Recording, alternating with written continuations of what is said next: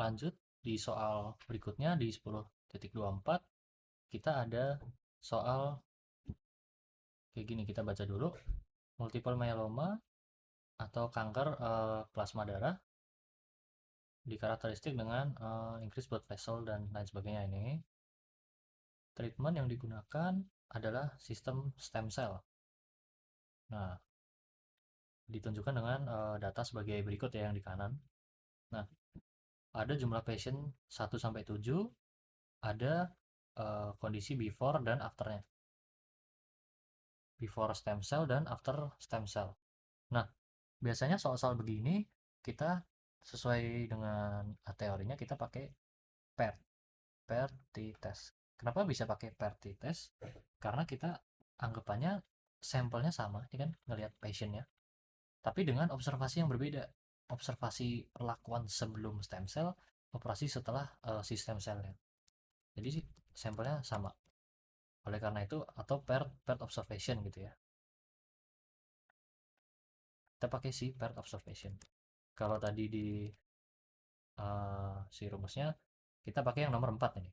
Nah, si D ini itu adalah si difference-nya. Jadi kita bikin satu kolom lagi nih untuk si difference. Nah, difference-nya dioperasiin dengan cara si before-nya kita kurangi dengan after-nya. Berarti nanti kita punya data, ini langsung datanya yang dikurang-kurangin ya. Kita dapat min 126, kemudian ada 25, 101, 126, 126, 250, dan juga 151. Nah, ini dilakuin dengan cara 158 kurangi 284 dapat difference-nya. 189, 214 dapat difference-nya. Dan seperti kayak gitu terus. Sorry, ini min 25 ya. Nah, dari si D, karena kita perlu untuk mencari D bar, kita perlu ngejumlahin semuanya ya.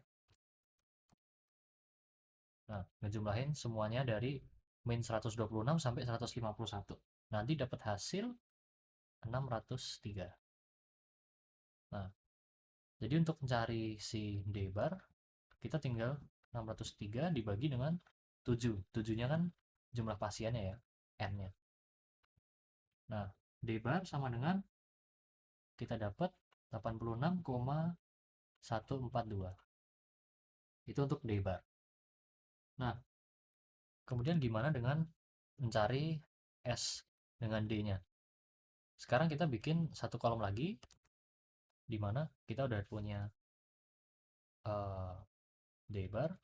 Kita sekarang operasiin D min D bar ya. Nanti kita operasiin semuanya. Nanti kemudian tinggal kita di pangkat duain ya, D min D bar ya.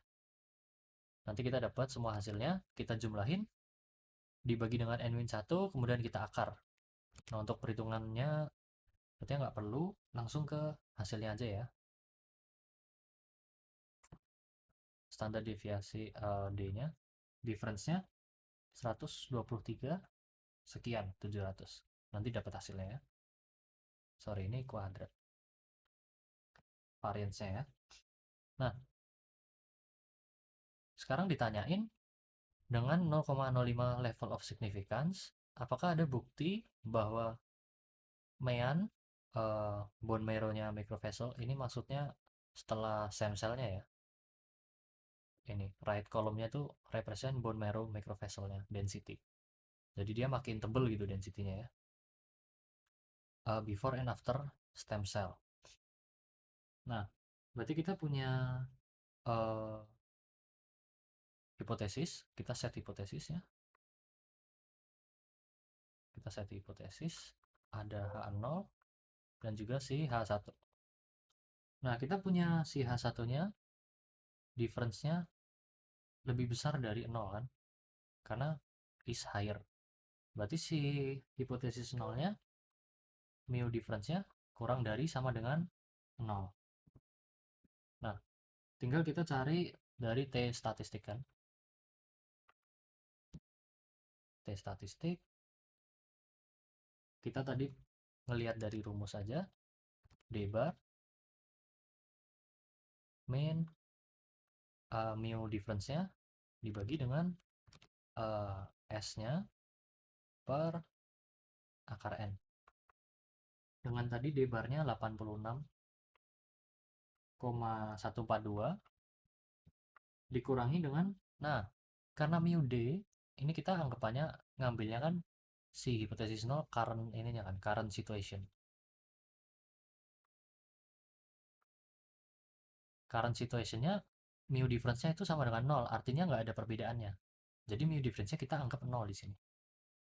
Nah, dibagi dengan SD-nya tadi kita udah dapat,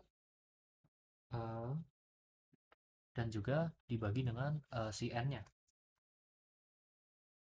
Langsung ke hasilnya nanti dapat 46, sekian ya. N-nya 7. Nah, udah. Nanti kita dapat T statistiknya 1,84. Ini yang di atas secara matematis kayaknya aman ya, pakai kalkulator dan sebagainya. Nah, berikutnya kita perlu nentuin T kritikal ya. Nah, T kritikalnya kita pakai di uh,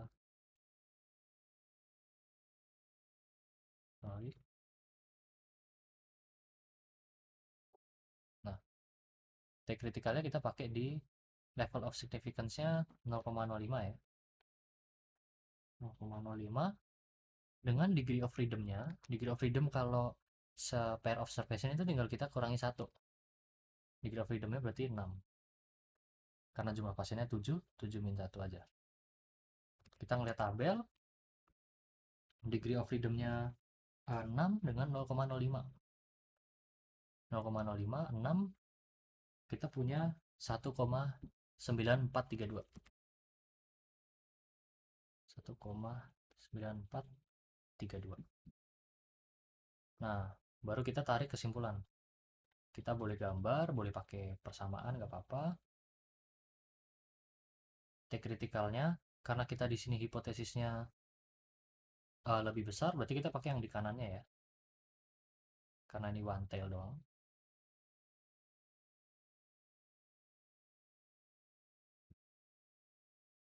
Nah, karena one tail 1,9432. Nah, sedangkan sorry, sebelum ke situ sini zona rejectionnya.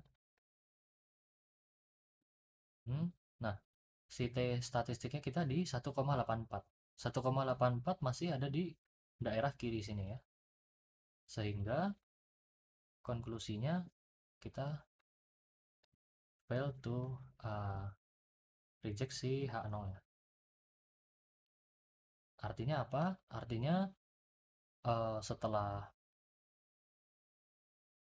dia transplantasi nggak ada bukti kalau microvesselnya itu makin gede di orang pasiennya itu. Berarti tidak ada bukti setelah dia menjalani stem cell microvessel berarti apa ya, peredaran darah atau ya kurang tahu sebenarnya sih, peredaran ya sebut aja peredaran darahnya jadi lebih besar apa gimana itu, atau enggak ngikutin soalnya aja microvessel bla bla blanya itu. Nah, dan itu untuk nomor 10.24 yang A.